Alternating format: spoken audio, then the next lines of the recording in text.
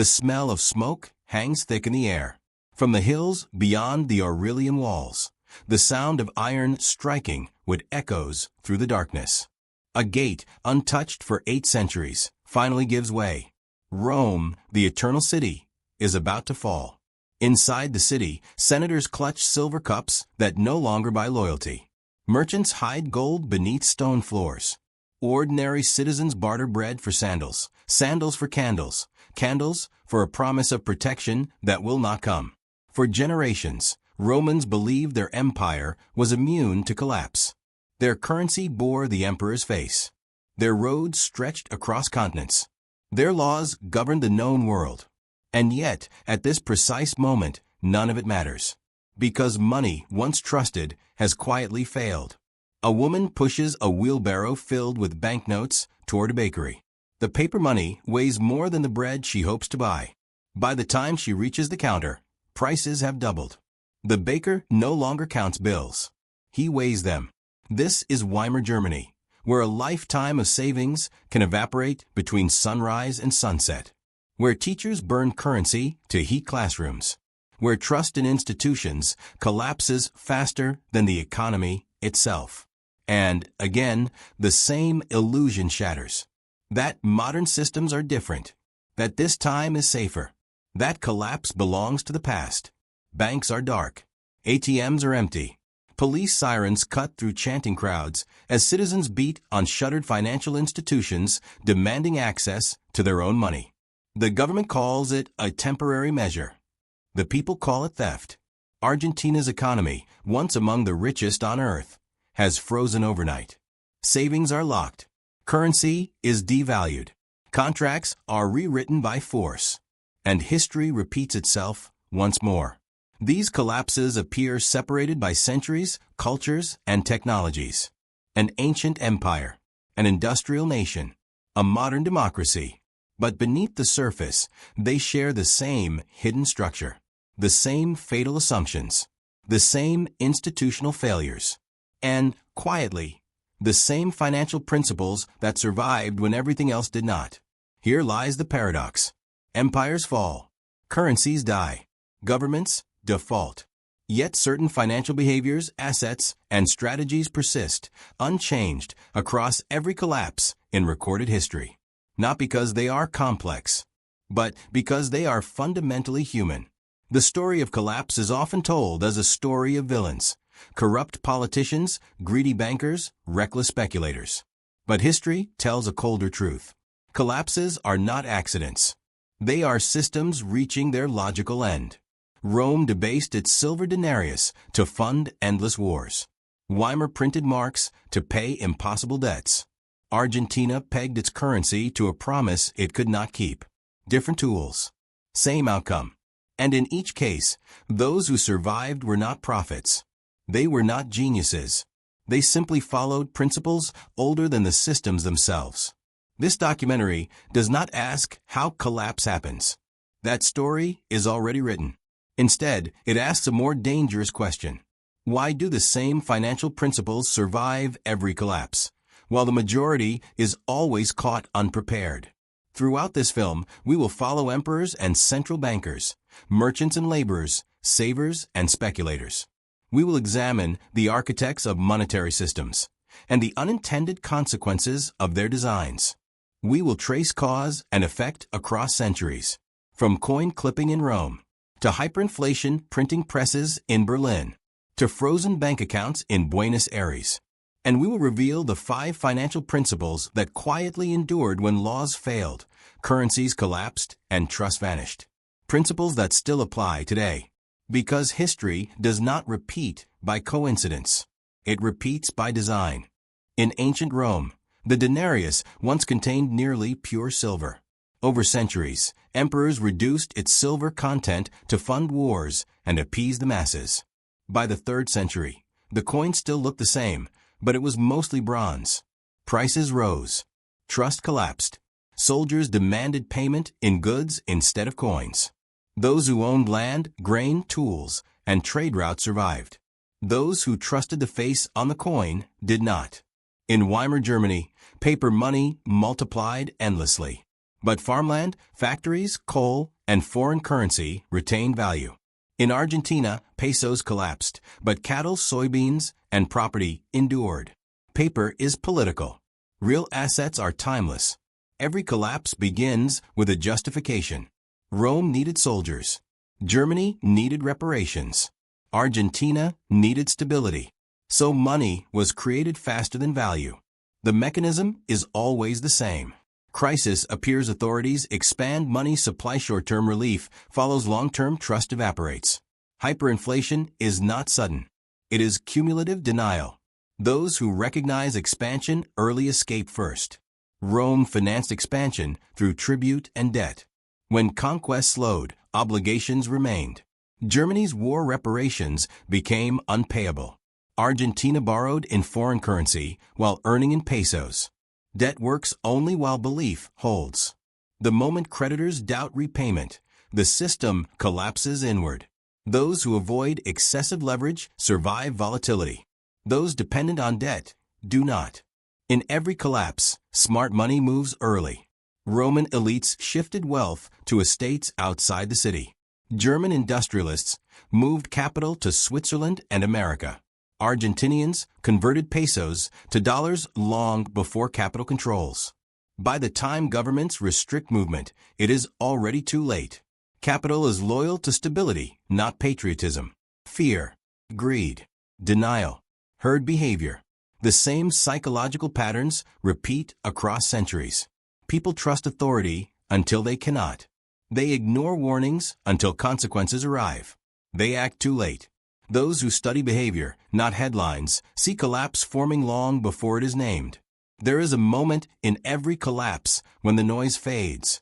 The shouting stops. The printing press is slow.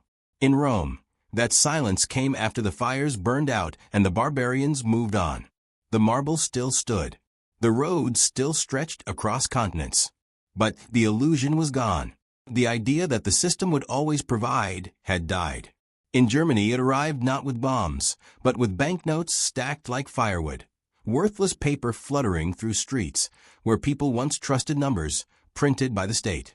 In Argentina, it never truly left. Collapse became background noise. A rhythm. A condition of life. And across all these moments, one truth emerges, quiet, unyielding, and deeply uncomfortable. Collapse does not erase value. It reveals it. The great misunderstanding of collapse, history teaches collapse incorrectly. We are taught that collapse is chaos, that it is random, that it is unpredictable. It is none of these things. Collapse is structured. It follows incentives. It follows mathematics. It follows human behavior under pressure. Empires fall not because people stop working, trading, or surviving, but because the accounting fiction collapses. The stories we tell ourselves about money, safety, and permanence finally collide with physical limits. Rome did not fall because Romans forgot how to farm or build. Weimar did not collapse because Germans forgot industry. Argentina did not fail because Argentines forgot commerce. They collapsed because trust in abstractions exceeded reality. What the 5 principles really represent, the 5 timeless financial principles, are not clever tactics. They are not tricks. They are not even strategies. They are fallback rules, the operating system that activates when the official one crashes. When currency dies, people do not invent new values. They revert to old ones. Food, shelter, energy, control, trust networks. Every collapse strips away complexity until only essentials remain. That is why these principles endure. They are not products of ideology or innovation. They are reflections of human survival behavior repeated across centuries. Real assets are memory money forgets. It forgets yesterday's value. It forgets yesterday's promise. It forgets yesterday's labor. But real assets remember. Land remembers harvests. Tools remember function. Skills remember how to create. In Rome, wealth did not disappear, it changed form. Senators who held land survived, while those who held coins vanished into irrelevance. In Weimar, industrialists who controlled factories survived, while savers were erased. In Argentina, families who learn to store value outside the peso learn something permanent. Money is temporary. Utility is not. This principle does not prevent collapse, but it preserves continuity. Debt is a narrative, not a moral law in stable times. Debt is presented as responsibility. In collapse, debt reveals itself as a weaponized contract, one that benefits whoever controls the unit of account. Rome understood this intuitively. Loans denominated in debased currency became tools of acquisition. The moral outrage came later, from those who lost. Weimar demonstrated this brutally. Debtors escaped. Creditors were annihilated. The middle class, trained to trust savings, was destroyed. Argentina repeats this cycle openly. Debt is accumulated, erased, restructured, and forgotten, while those who understand the pattern survive. Debt is not good or bad.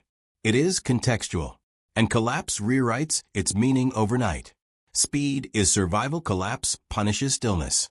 Those who wait for clarity are overtaken by events. Those who trust tomorrow's stability lose today's opportunity.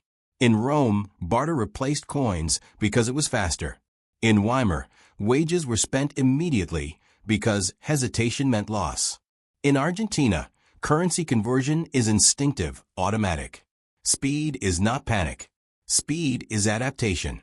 Collapse accelerates time. And those who move slowly are trapped inside outdated assumptions. They are reality. Every collapse produces two economies, described in laws, statistics, and speeches. And the real one, where people actually survive. Rome's grain-based trade networks. Weimar's dollar contracts and foreign pricing. Argentina's black market exchange rates. Governments label these systems illegal. History labels them inevitable. Parallel systems are not signs of failure. They are signs of continuity under constraint. Principle V revisited. Trust never fully heals. This is the deepest scar of collapse. Currencies can be replaced. Governments can be reformed. Institutions can be rebuilt. Romans never trusted imperial coin again. Germans institutionalized inflation trauma into policy. Argentines assume failure as default. Collapse permanently lowers the ceiling of belief. And that may be its most lasting consequence. The human cost we rarely discuss. Statistics hide pain. Hyperinflation is not just, it is humiliation. Savings erased. Dignity stolen. Lifetimes of effort invalidated. The Roman pensioner whose stipend bought nothing. The German teacher paid in worthless notes. The Argentine retiree trapped in frozen accounts. Collapse is not abstract. It is intimate. And the 5 principles do not protect everyone, only those positioned to adapt. This is the uncomfortable truth history rarely states outright. Every time, if these principles are so reliable, why are they always ignored? Because they are politically inconvenient. They undermine promises. They expose illusions. They reveal that stability is conditional, not guaranteed. Governments cannot campaign on impermanence. Institutions cannot sell trust while admitting fragility. Systems cannot survive if people believe collapse is normal.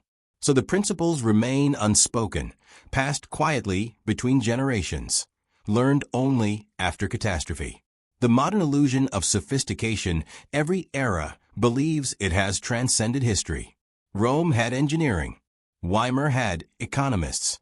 Argentina had modern banking. Today, we have algorithms, derivatives, central banks, and digital systems.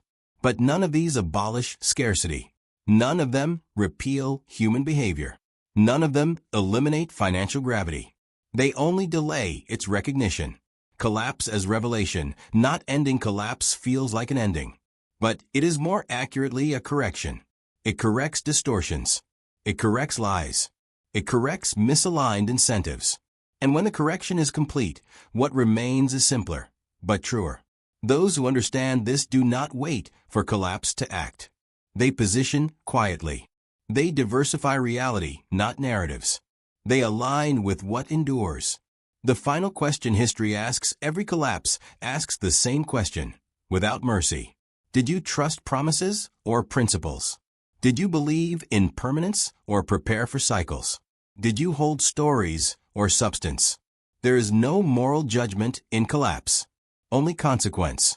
A closing reflection: when the Roman Empire fell, the world did not end. When Weimar collapsed, civilization did not stop. When Argentina defaulted again and again, life continued. But life changed for those who misunderstood the rules. The 5 timeless financial principles do not predict collapse. They outlive it. And when that moment arrives, they are all that remains. Because when systems break, when money dies, when trust evaporates, value does not disappear. It only reveals where it was hiding all along. History does not punish ignorance. It simply stops protecting it. And that is the lesson every collapse leaves behind.